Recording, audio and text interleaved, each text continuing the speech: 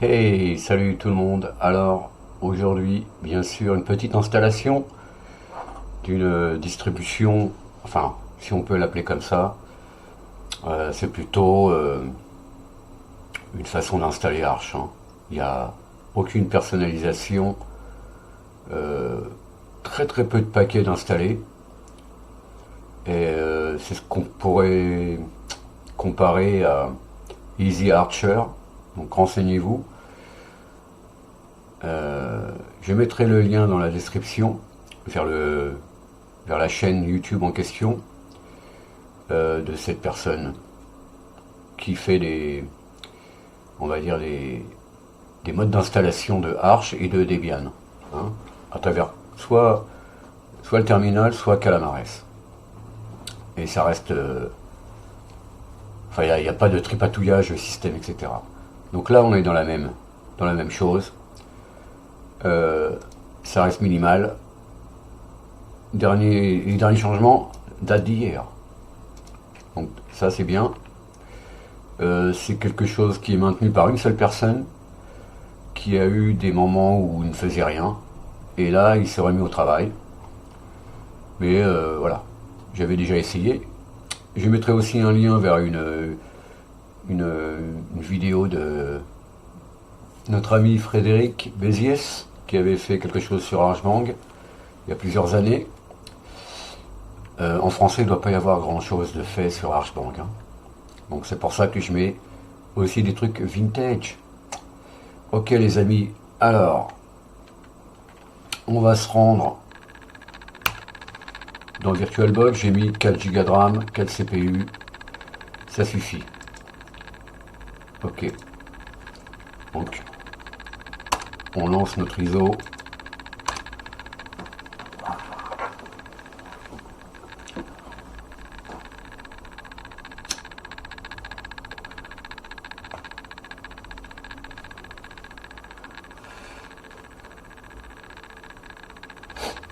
Ça reste assez avancé, hein, comme installation, je vais le montrer.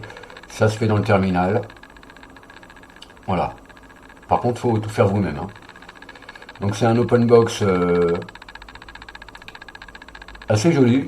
Bon, à part le papier peint, ça c'est selon les goûts, hein.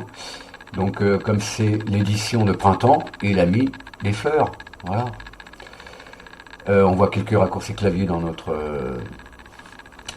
conquis là, à gauche. Et ici, voilà, quelque chose. Donc soit on fait euh, Windows Key entrée pour un terminal, ok, ou soit on peut cliquer ici sur l'icône. Euh, donc déjà il faut mettre notre clavier en français parce que si je tape A, ça tape Q, ok. Donc set its keyboard map en complétion FR. Euh, on va mettre à jour. Alors on n'a pas besoin de rentrer de mot de passe, hein. Si on fait sudo pacman, on met à jour la base de données. Et puis on va installer Reflector, puisqu'il n'est pas installé, il va falloir qu'on mette, on va dire, nos miroirs français par exemple. Donc Reflector. On installe Reflector. Ok. Donc maintenant on fait sudo. Pourquoi pas, soit un peu verbeux, qu'on puisse voir ce qui se passe. On va mettre pour la France, le country, on va mettre France, d'accord. Les derniers 10 miroirs qui étaient synchronisés depuis 24 heures. Protocole, donc HTTPS, hein. On va les classer par vitesse et on va sauvegarder tout ça dans etc pacman.d mirror list. Ah, j'ai dû faire une erreur quelque part. Verbose, sort, save. Il veut pas du verbose là peut-être?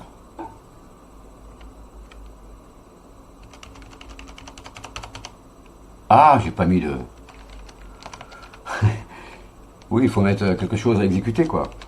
Reflector, verbose.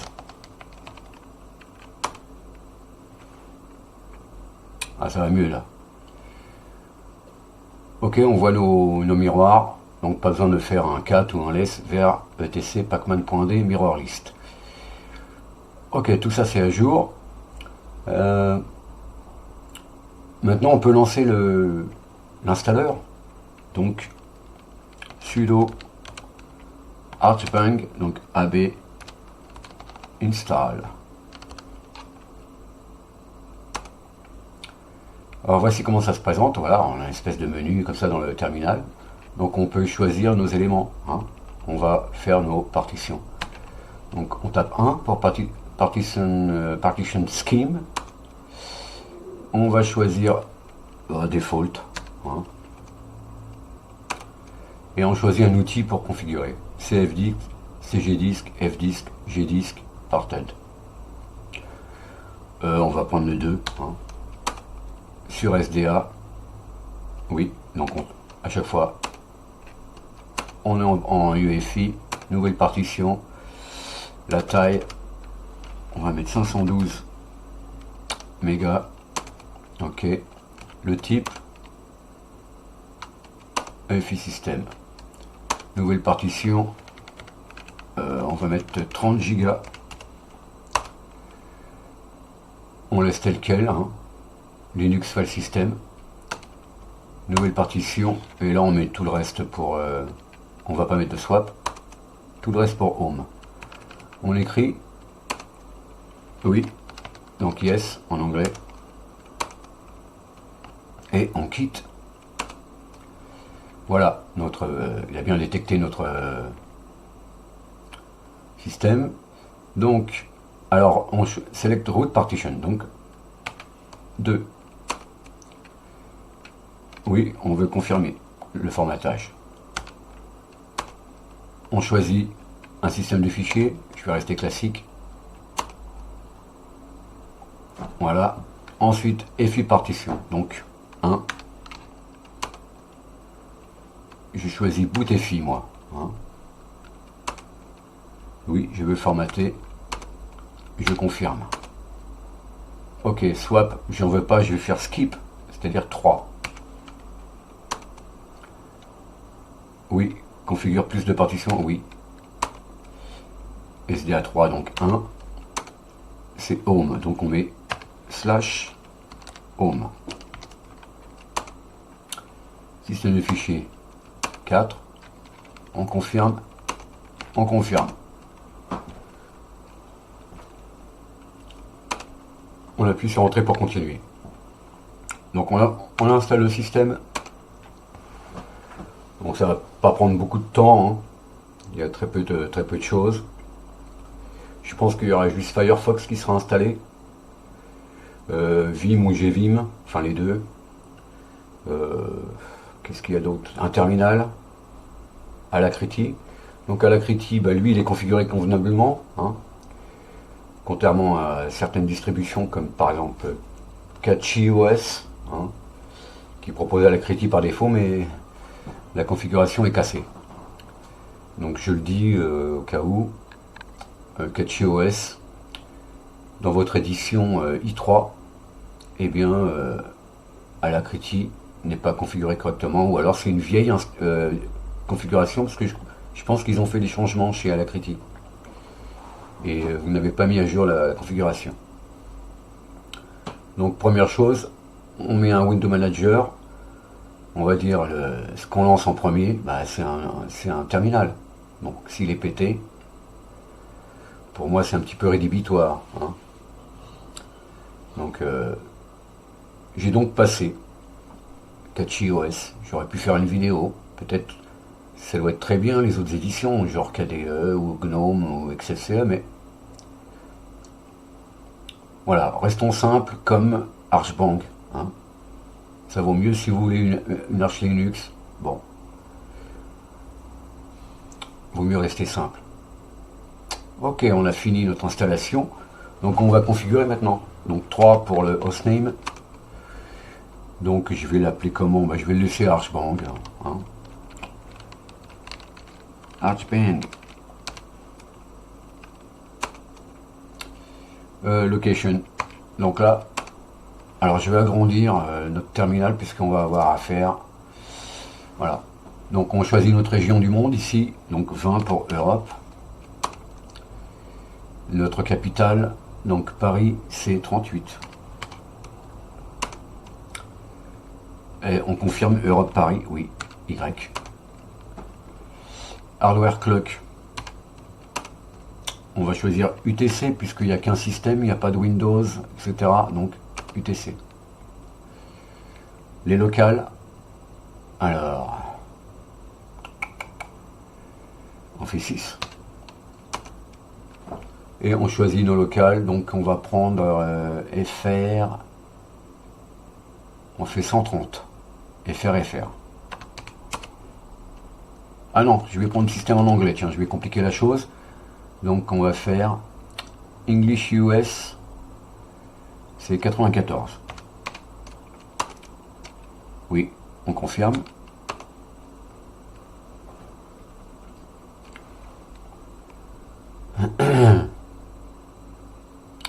Donc on voit que c'est XZ qui compresse notre image noyau. Donc ça peut prendre un peu de temps parce que XZ fait une compression assez poussée, quoi. En fait, plus le noyau est compressé, plus vite normalement votre système va se charger, hein, puisque voilà. On aurait pu mettre ZST ou enfin ZSTD ou une autre compression, gzip, etc. Ça c'est configurable dans etc mknicpio.conf. Alors, desktop 7. Desktop keyboard layout 7. On va choisir 34, hein, FR. Là on n'est pas fou. Oui. Bootloader. Je vais rester classique, Grub. Voilà, on a 6 Linux, systemd, ou alors la possibilité de ne pas installer de Grub loader. Enfin de bootloader, pardon. Donc un Grub. On va dire automatique, parce que manuel, je pense que ça doit juste nous servir à...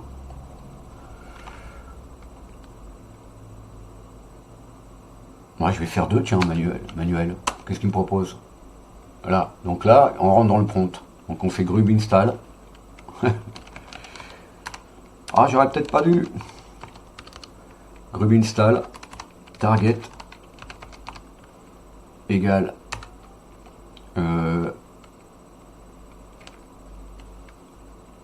je crois que c'est x86 underscore 64-fi.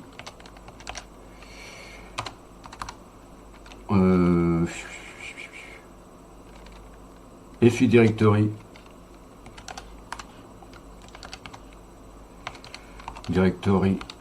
égale, on se souvient qu'on a choisi boot FI,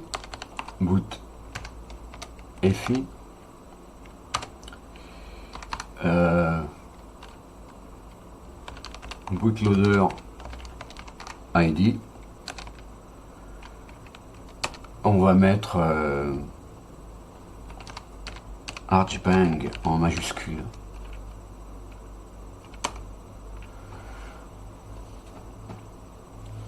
Alors peut-être qu'après on va reprendre la main dans l'installeur, hein, ça va une fois que ça sera terminé, voilà. Donc là j'ai fait une petite expérience, hein, j'aurais pu faire automatique. J'ai choisi de le faire à la main. Juste simplement pour personnaliser le bootloader ID, par exemple. C'est ce qui apparaîtra dans votre BIOS quand vous voudrez démarrer sur tel ou tel disque, telle ou telle chose. Donc vous le reconnaîtrez.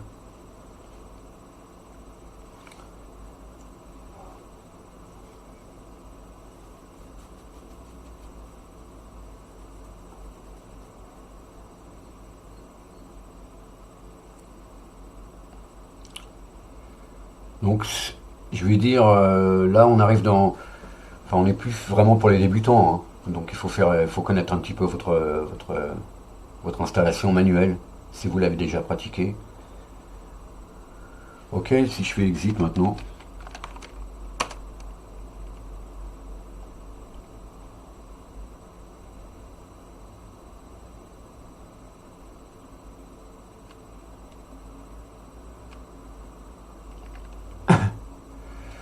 Donc, est-ce que je vais faire exit ici encore une fois?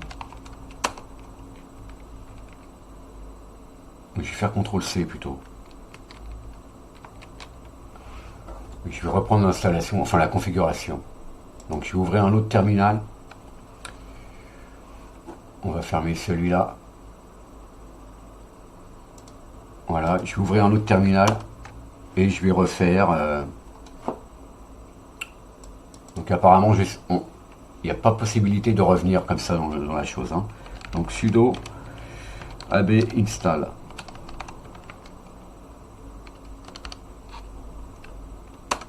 Voilà, donc j'en étais où? J'ai fait les locales, destaplayer, bootloader, maintenant root password 9. Est-ce que ça va marcher? Donc je tape mon mot de passe, je retape, press enter to continue, voilà.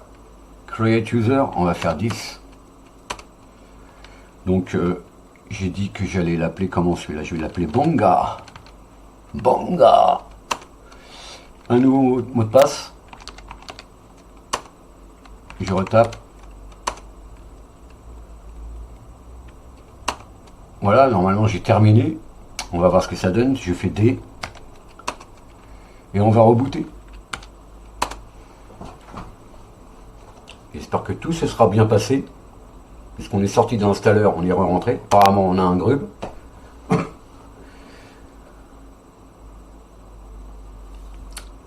Je pense qu'on va avoir un petit problème. On va voir. Peut-être que mon keyboard sera pas forcément bien configuré. Alors, Archbrand, ben je vais... Là, voilà, mon clavier n'est pas en français. Donc, Banga, mot de passe. Xorg se lance. Voilà, la résolution, tout ça, c'est pas configuré, hein. Donc on va faire mode Enter, donc touche Windows Enter, et puis on va aller modifier les trucs. Donc sudo vim etc vconsole.conf. Voilà, keymap c'est pas bon, donc ça n'a pas été configuré, hein. Donc on fait i, d'accord, keymap fr. On peut mettre fr underscore fr latine 1 par exemple. Donc fr je sais pas si c'est underscore, je vais laisser comme ça fr. Ok, font, bah, je vais mettre ce que j'ai l'habitude de mettre, gr. Voilà, maintenant j'échappe et je confirme. Ok, donc ça va être bon quand je vais redémarrer normalement, à moins que je doive relancer. Je pense pas relancer une génération d'images noyaux. Donc bah, on a ça, on a notre OpenBox. Alors ce qu'on va faire, on va ouvrir Tunar. Ok, on va aller dans config. Si je fais CTRL F, CTRL H, pardon, config OpenBox, on va ouvrir, on va pour prendre GVim, on va prendre LeafPad simplement, et puis voilà, on va décommenter ça. Donc notre résolution d'écran, là faut tout faire soi-même, hein, j'ai dit, hein. Conquis, ok, ça bah, c'est notre petite icône ici là de batterie. Donc je suis pas sur sur un laptop. Donc je vais commenter ça. Comme ça ne sera pas au démarrage. Helix Session. Alors apparemment, j'ai pas vu le terminal là. Si, notre. Est-ce que j'ai fait. Je me souviens plus. Bon, apparemment. Pardon.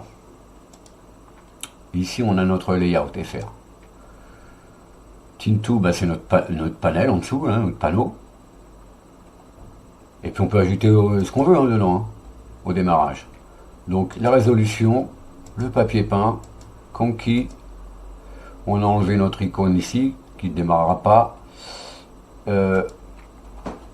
Ici, Network Manager Applet, d'accord.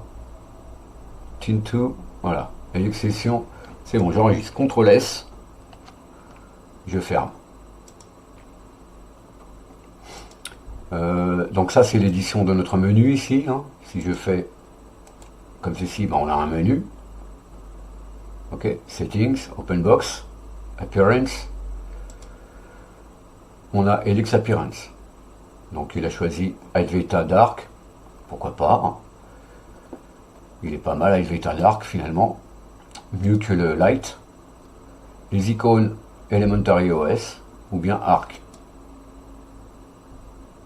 Si vous voulez quelque chose de moins reconnaissable. Je vous conseille pas. Par contre, les icônes Advaita sont pas terribles. Donc, je vais remettre ça.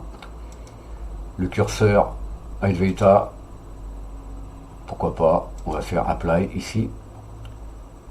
Les fontes subpixel, on va mettre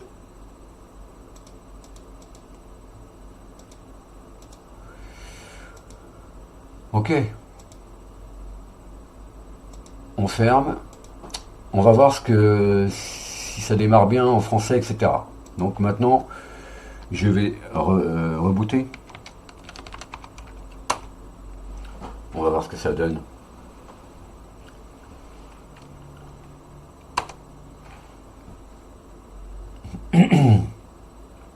Pardon.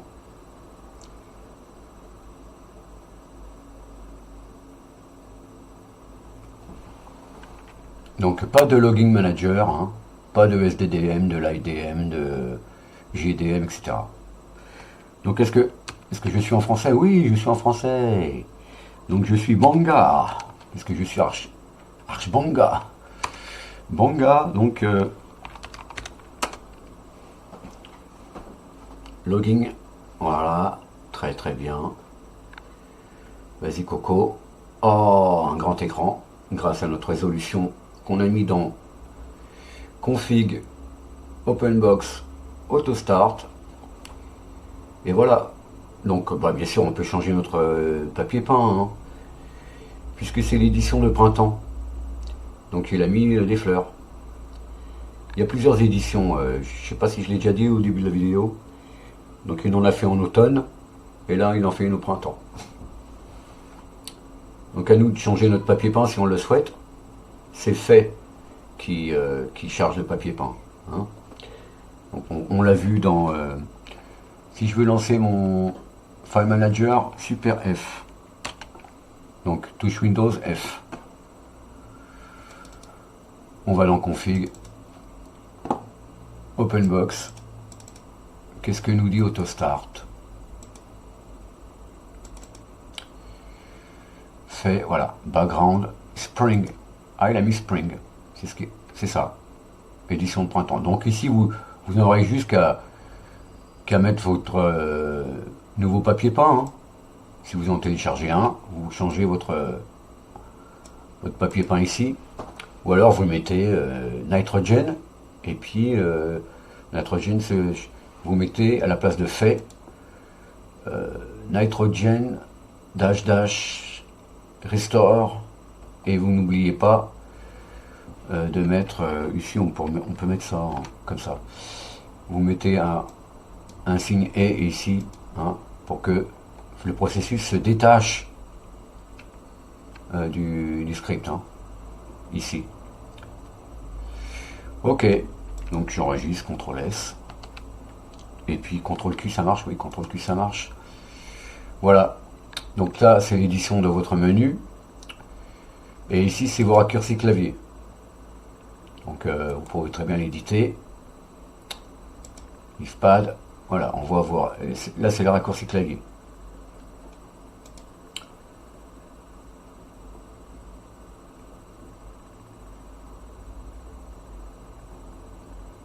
Entre autres. Parce qu'il ne doit pas y avoir que les raccourcis clavier après. Voilà, cat, first desktop, desktop name. Voilà, ici c'est les keyboards, donc les keybinds. CTRL A, left. Et ben, en fait, on go to desktop, left. Donc, CTRL A. Qu'est-ce qu'il a dit?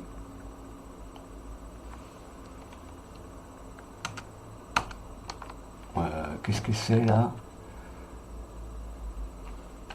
CTRL Alt peut-être, left.